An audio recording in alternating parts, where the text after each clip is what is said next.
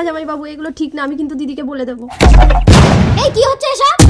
দিদি ছি কৈলাস, তুমি এত নিচ এত নোংরা, আজ থেকে তোমার সাথে আমার কোনো সম্পর্ক নেই। হিন্দু হিন্দু বেরিয়ে যাও আমার ঘর থেকে। হেই ইউ দিদি, আমার জন্য তুমি নিজের স্বামীকে ছেড়ে দিলে। বাবা মা মরে যাওয়ার পরে তোকে আমি কোলে পিঠে করে মানুষ করেছি লেখা, তুই আমার জীবন। জানো পুলক, দিদি না আমার জন্য নিজের স্বামীকে ছেড়ে দিয়েছে। এবার তাহলে তুমিও তোমার দিদির জন্য আমাকে ছেড়ে দাও।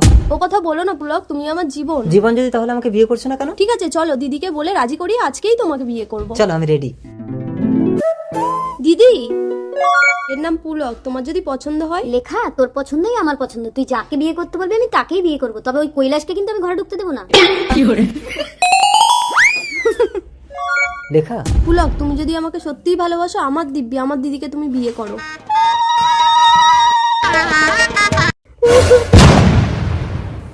লেখা, তুমি যা বলেছো আমি তাই শুনেছি, এবার আমি যা বলবো তোমাকে তাই শুনতে হবে। মাথায় হাত দিয়ে কথা দাও, তুমি সারা জীবন আমারই থাকবে। দিদি যেন কোনোদিন এইসব কথা না জানতে পারে।